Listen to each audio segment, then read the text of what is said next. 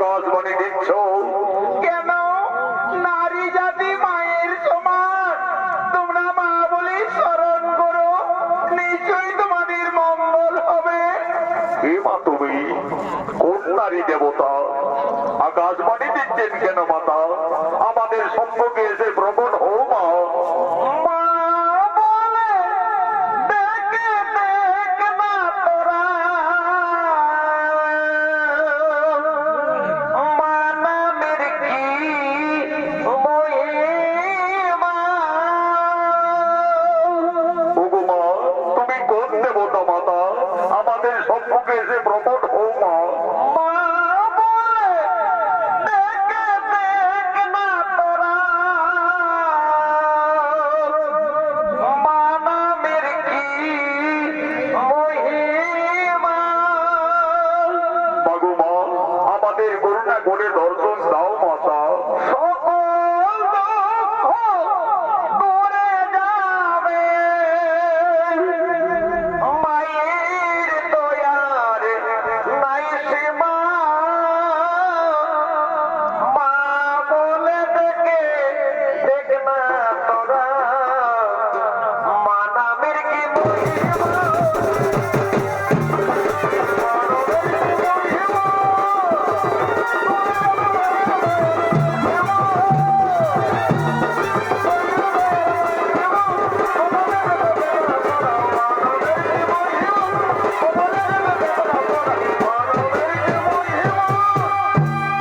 আমি আত্মা শক্তি ভগবতী। মা ভগবতী, আমাদের করুণা করে দর্শন দিয়েছেন মাতা। আজ সমস্ত গোকুলবাসীর ভক্তিরঞ্জন প্রণাম গ্রহণ করুন মাতা। সমস্ত গোকুলবাসীর ভক্তিরঞ্জন প্রণাম গ্রহণ করুন। রাজা নন্দ, তুমি কৃষ্ণ বলরামকে ধনুর্যজ্ঞে মথুরায় যাওয়ার ব্যবস্থা করো। কৃষ্ণকে তা তুমি নিজেই জানো না, সে আদি অন্তর্যামী নারায়ণ। কৃষ্ণ তার মর্তধামের অবতার। রাজা নন্দ, তুমি অনেক ভাগ্যবান পিতা। আজ স্বয়ং ভগবানকে নিজের পুত্রের ন্যায় লালন পালন করার সুযোগ পেয়েছ, কিন্তু কৃষ্ণের জন্মদাতা মাতা পিতাকে ওই কংসাসুর বাহুবলী মথুরার কারাগারে বন্দী করে রেখেছে। তাদের মুক্তির সময় এসেছে, তাই ধনুর্যজ্ঞে কৃষ্ণ বলরামকে মথুরায় যাওয়ার ব্যবস্থা করো। তাই হবে মা ভগবতী, তাই হবে। আমার কৃষ্ণ বলরাম নিশ্চয়ই তারা ধনুর্যজ্ঞে মথুরাই যাবে মা, নিশ্চয়ই যাবে। রাজা নন্দ, তোমরা ভগবানের করো জোরে স্মরণ করো, নিশ্চয়ই ভগবান তোমাদের মঙ্গল কামনা করবে। তাই হবে মা, তাই হবে।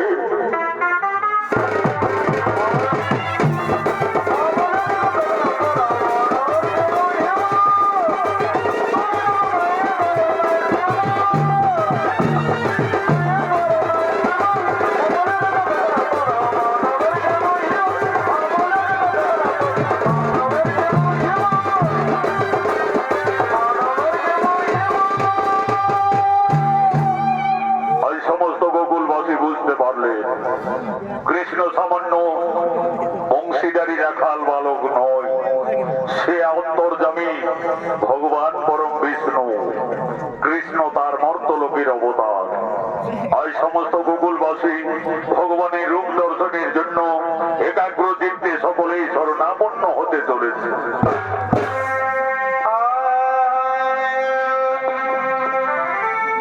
সবাই বলে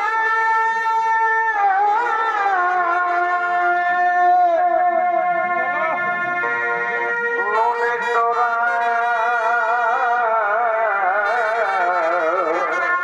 বড় ভাই, আরে আমি বলি মনোহর